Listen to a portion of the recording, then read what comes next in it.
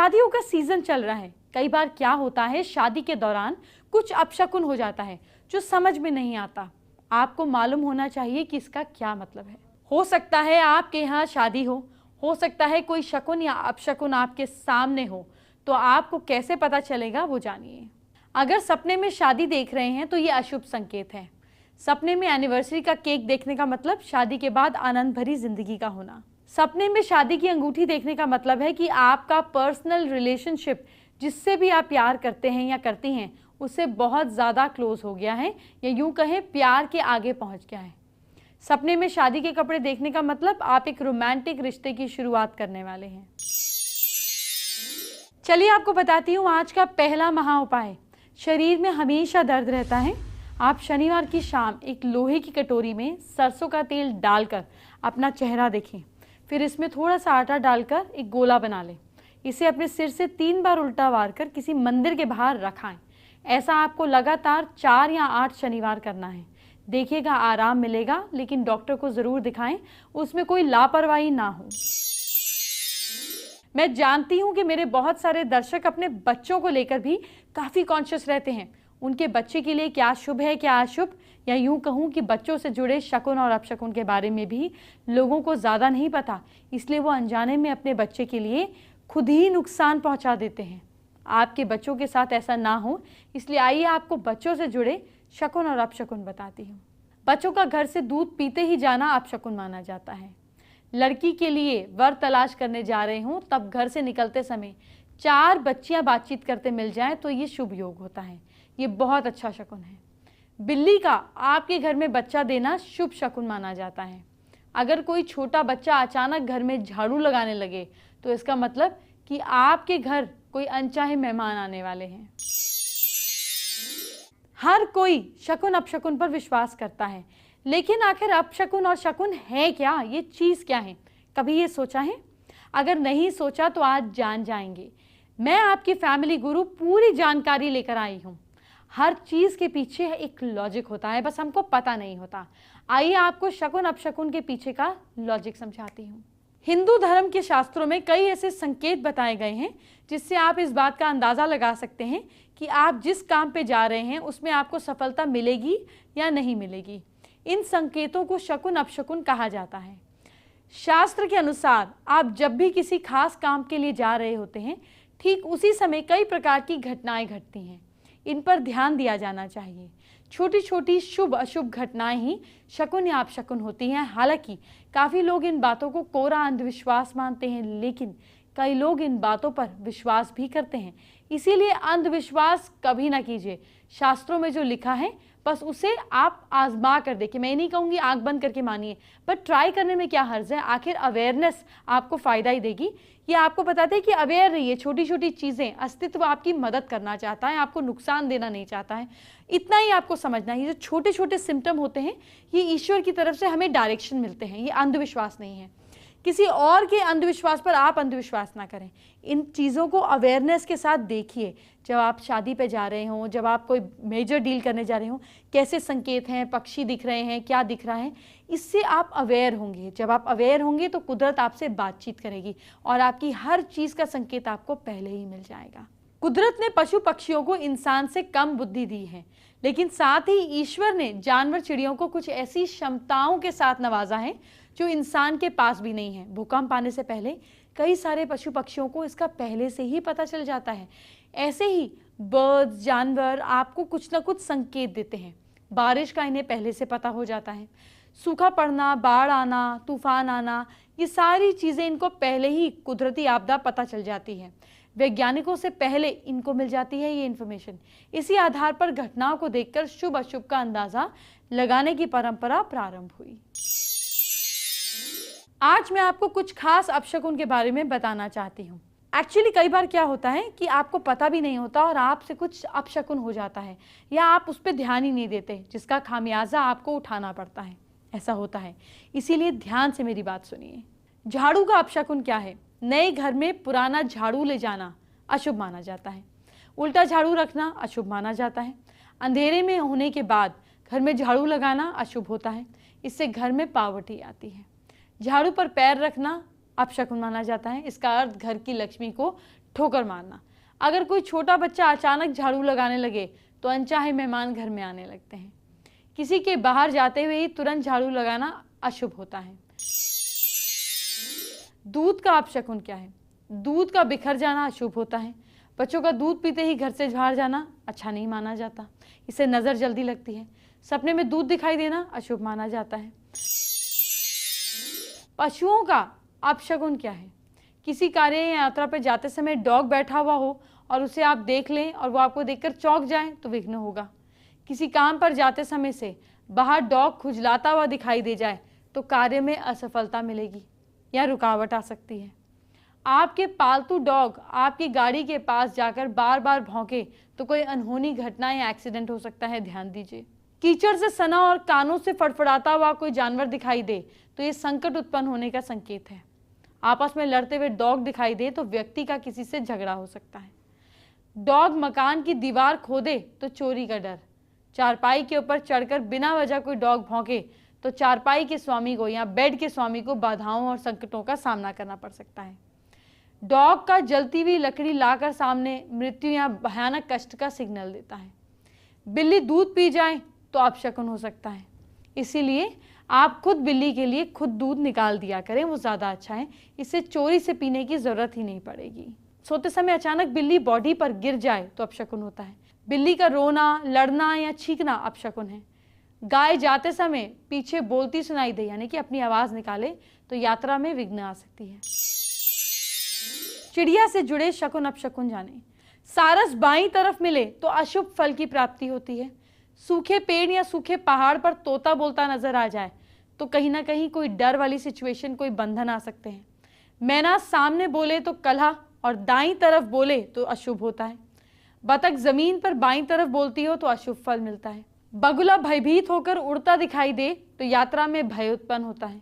यात्रा करते समय चिड़ियों का झुंड आसमान में डरता हुआ, भयभीत होता हुआ आपको उड़ते हुए दिखाई दे तो आपको भी कोई डर का सामना करना पड़ सकता है। कबूतर दाईं तरफ मिले तो भाई और परिजनों को कष्ट होता है। लड़ाई करता मोर दाईं तरफ शरीर पर आकर गिरे तो अशुभ माना जाता है। ये तो वो अपशकुन थे जो जानवरों से पता चलते हैं।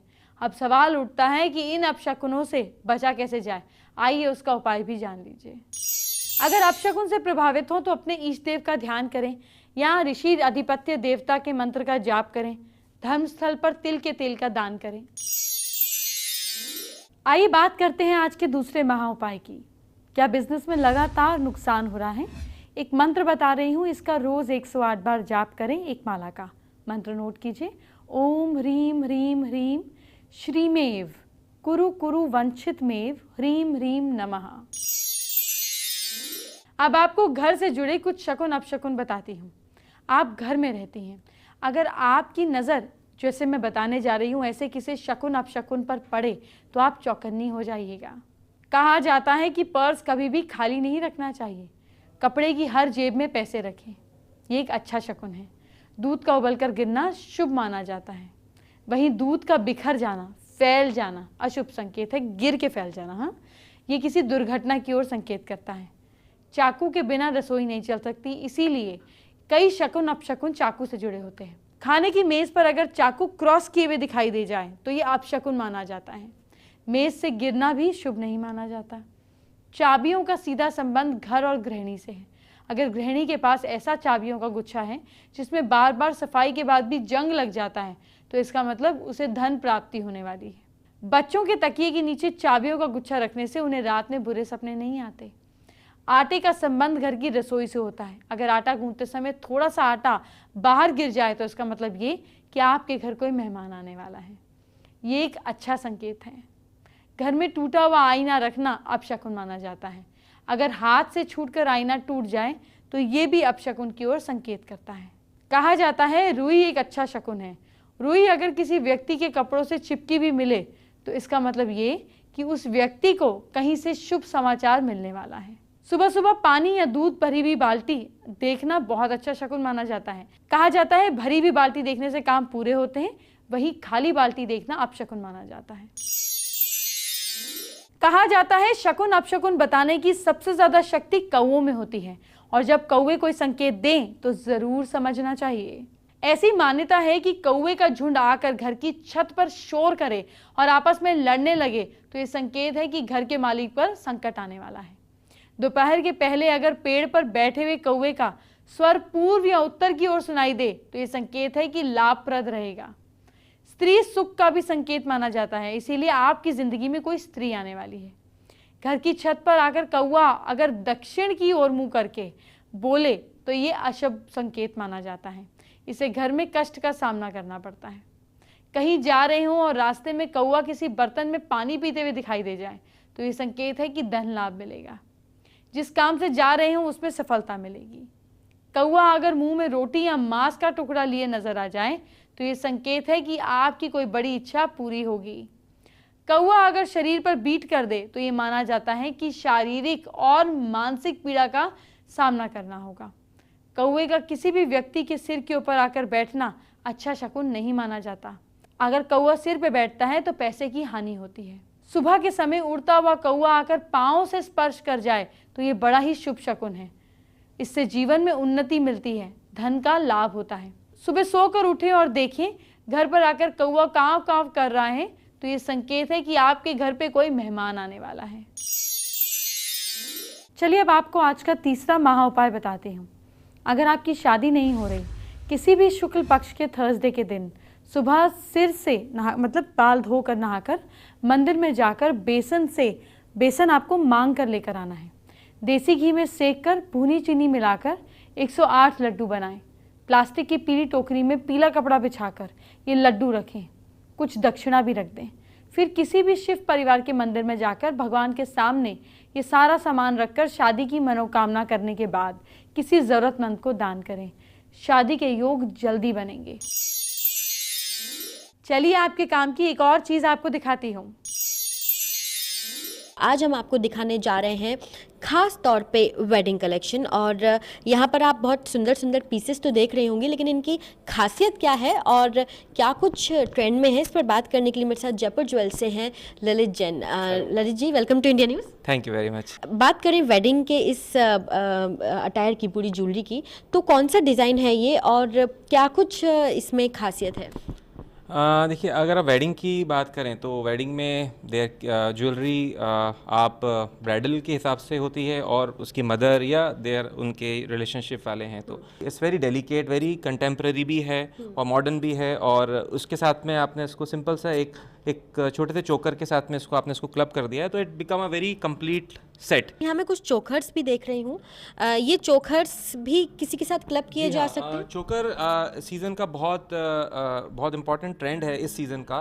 क्लोज टू नेक होता है और आजकल के जो ड्रेसेस ज़्यादातर लोग पहनते हैं, they are mostly they are all आपके बोट नेक्स होते हैं, हॉल्टर टॉप्स होते हैं, तो उसमें एंड दे आप इसको इवनिंग गाउन्स पे भी पहन सकते हैं। बिल्कुल, और ये बहुत यूनिक पीस मैं आपको दिखा रही हूँ, क्योंकि यहाँ पर आप देख सकते हैं कि सिर्फ एक पेंडेंट है और आसपास में आप देखें ब्रॉड कॉलर यहाँ पर रखा हुआ है। ये पूरा कॉलर का डिजाइन है, it's just like a men's collar. यहाँ पर आप देख सकते हैं कि सिर्फ एक पेंडेंट है और आसपास में आप देखें ब्रॉड कॉलर यहाँ पर रखा हुआ है। ये पूरा कॉलर का डिजाइन है, it's just like a men's collar. बिल्कुल, तो यहाँ पर आप देख सकते हैं कि कुछ यूनिक डिज़ाइन भी आपको एक वेडिंग सीजन के लिए मिल जाएंगे। एक और बेहद खूबसूरत पीस, ये अपने आप में बहुत अलग है। एक ये बहुत this is a workmanship of Gujarat, आप बोल सकते हैं, इसको थेवता बोलते हैं। ये बहुत पुराना एक वर्कमैनशिप, बट लेकिन जिस हिसाब से इसको बनाया गया है, ये एक इसको मॉडर्न टच दिया गया है। आप इसकी पिरोही देखेंगे, इसकी stringing you see, and then this all are polki, तो it look very royal as a piece. ये हमारे कल्चर को भी it bring our culture also close, and also it give that a very modern touch to it. बिल्कुल, तो ये कुछ वो पीसेज हैं जो आपको एक ट्रेडिशनल लुक भी देते हैं, रॉयल लुक भी देते हैं और साथ ही साथ उतना ही मॉडर्न और कंटेम्प्रेरी लुक भी आपको देते हैं। This is more of a rani haar concept. आप एक हैवी पोल्की का नेकलेस डाउन है और ऊपर, बिकॉज इसके अंदर थोड़ी सी लेंथ है, तो ऊपर के पोर्शन को कंप्लीट करने के लिए we have clubbed with the choker. This is again this is also around you can see 5 lines of polki which are club, and it's very different from, आपने देखा होगा पेंडेंट और नेकलेस वाले स्टाइल आपने काफ़ी देखे होंगे। अब आप ये देखेंगे तो this the way it is been designed, you see 5 lines and then you know added with pearls. The best pieces, इसको हम सतलड़ा बोलते हैं हम लोगों के ज्वेलरी लैंग्वेज में, बिकॉज इट हैव 7 लाइन। ये जो आप मोती इसके अंदर देख रहे हैं, दिस इज़ ऑल बसरा मोती। ये अब एक्सटिंक्ट है, this is no more available in the world now. So ये लुक है, this look is really beautiful. इन बालियों के बारे में बताइए ललित, क्योंकि यहाँ पर मैं देख रही हूँ चांद बाली का ज़्यादा फैशन है। हाँ, चांद बाली सीज़न में मतलब दे आर स्टिल ऑन। मतलब चांद बाली एक ऐसा कॉन्सेप्ट है कि बहुत टाइम से चल रहा है and still very much they are in chandbali as a product. But chandbali को आप और खूबसूरत कैसे बनाएं, तो चांद बाली को हमारी जो वर्कमैनशिप आप देखेंगे, वी हम लोग हर प्रोडक्ट के अंदर we add little colours to it. आप देखेंगे इसके अंदर भी नीचे बसरा मोती का काम करा हुआ है, ये पूरे गोल्ड के वायर में इसकी पिरोही करी हुई है with emeralds on the top. So what happen, ये इसके कारण ना इसकी लुक अपलिफ्ट होती है। Similarly you can see this chandbali also, they are very lightweight in the ears and now this is also very good you know, इस season का बहुत अच्छा ट्रेंड है enamelings। there are a lot of आजकल जो चल रहे हैं very intricated enamelings are very much in trend। Chandbalis are there and it's going to be there, but this enamelings is a new concept of this season. तो इसमें भी हम लोगों के पास काफ़ी अच्छा कलेक्शन है, आप ये देख सकते हैं, ऑल आर पिंक enameling। तो अगर इस सीज़न में आप चाहती हैं कि एक रॉयल लुक आपको मिले और साथ ही साथ आपको कुछ ऐसे पीसेज भी आप कैरी करें जिसके साथ आपको चोकर कैरी आप करना चाहें तो वो भी कर सकती हैं। अदरवाइज़ कुछ ऐसे सतलड़ा भी आप पहन सकती हैं जिसके बाद आपको कुछ और कैरी करने की ज़रूरत नहीं होगी और वो आपके उस ब्राइडल लुक को और भी ज़्यादा खूबसूरत बना देगा। देर नहीं करते हैं, आपको बताते हैं आज का चौथा महा उपाय। क्या आपको नौकरी में असफलता मिल रही है, जॉब में मज़ा नहीं आ रहा, सुबह कच्चा सूत लेकर सूर्य के सामने चेहरा करके खड़े हो जाएं, यानी कि ईस्ट फेसिंग। सूर्य देव को नमस्कार करें, ओम ह्रीम घणे सूर्याय आदित्याय श्रीम बोलकर सूर्य देव को जल चढ़ाएं। जल में रौली, चावल, चीनी और लाल फूल डाल दें, जल्दी ही सफलता मिलेगी। आइए, वक्त हो गया है आज की स्पेशल एस्ट्रो टिप का। जब आपको लगे आपको कोई भी अपशकुन दिख रहा है या आपको अच्छे पॉजिटिव साइंस नहीं मिल रहे हैं, घबराने की बात नहीं। या तो आप गजेंद्र मोक्ष का पाठ कर सकते हैं या हाथ के सेंटर में केसर से स्वास्तिक बना लीजिए। इस तरीके से करने पर भी जो समस्या है वो टल जाती है या आपको उसका समाधान दिखने लग जाता है। किसी भी सिचुएशन में डरने की ज़रूरत नहीं है, हर चीज़ का सल्यूशन है और ये संकेत तो आपकी बेटरमेंट के लिए ही होते हैं ना। फेसबुक पर टुम्पा दास ने हमारे साथ अपनी प्रॉब्लम शेयर की है। उनका बाथरूम जो है वो साउथ में और ईस्ट डायरेक्शन में है, जिसका वो उपाय जानना चाहती हैं। अगर आपका टॉयलेट ईस्ट डायरेक्शन में है तो टॉयलेट सीट के आसपास हरे रंग की टेप चिपका दीजिए जो सी थ्रू ना हो। ऐसा करने पर ईस्ट डायरेक्शन में थोड़ा बेनिफिट होता है। इसके साथ साथ वहाँ पर उगते हुए सन, टॉयलेट के बाहर ईस्ट की दीवार पर उगते हुए सन कॉपर का या आप फोटोग्राफ भी लगा सकते हैं। साउथ में टॉयलेट हो तो आपको टॉयलेट सीट के आसपास इस तरीके से कॉपर की स्ट्रिप लगानी चाहिए जिसमें कहीं ओपनिंग ना हो, ताकि इसका नेगेटिव इम्पैक्ट खत्म हो सके। एंटरटेनमेंट की बात बाद में, पहले आपके कल आपके फ्यूचर की बात। क्या करें राशि के हिसाब से, झटपट जानिए। मेष राशि के लोग लहसुन प्याज बिल्कुल ना खाएं। भाग्य साथ दे रहा है आपका 59%। वृश्चिक राशि के लोग अपने ईष्ट को कल के दिन जरूर याद करें। किस्मत साथ दे रही है आपका 62%। मिथुन राशि के लोग डॉग को कल रोटी जरूर खिलाएं। भाग्य साथ दे रहा है आपका 67%। कर्क राशि के लोग सोच समझ कर खर्चा करें। किस्मत साथ दे रही है 51%। सिंह राशि के लोग घर से निकलते समय कल के दिन गुड़ जरूर खाएं। किस्मत साथ दे रही है आपका 63%। कन्या राशि के लोग माता पिता का आशीर्वाद जरूर लीजिए। भाग्य साथ दे रहा है आपका 75%। तुला राशि के लोग सुबह उठकर योग करें। किस्मत साथ दे रही है आपका 68%। वृश्चिक राशि के लोग चेहरे को गुलाब जल से साफ करें या छिड़कें, शुक्र बली होगा। किस्मत साथ दे रही है 62%। धनु राशि के लोग किसी की चुगली बिल्कुल ना करें। लक साथ दे रहा है आपका 53%। मकर राशि के लोग कल नॉनवेज पूरी तरह से अवॉइड करें। लक आपका साथ दे रहा है बिल्कुल एवरेज 50%। कुंभ राशि के लोग कल अगर फ़ायदा चाहिए तो बड़ों को मान सम्मान दें। किस्मत साथ दे रही है आपका 69%। मीन राशि के लोग, कल के दिन आप लाल मसूर की दाल का दान ज़रूरतमंदों को करें। लक आपका साथ दे रहा है कल के दिन 67%। चलिए बात करते हैं आज के 5वें महा उपाय की। मैं आपसे सवाल ये पूछना चाहती हूँ कि क्या आप अपने भाग्य को चमकाना चाहते हैं? वैसे तो कौन नहीं चाहता, तो ये उपाय देखिए, कीजिए, आपको ज़रूर फ़ायदा होगा। तांबे का कड़ा हाथ में पहने, गणेश जी की आराधना करें, बुधवार के दिन गाय को हरा चारा दें, फ़ायदा ही फ़ायदा होगा।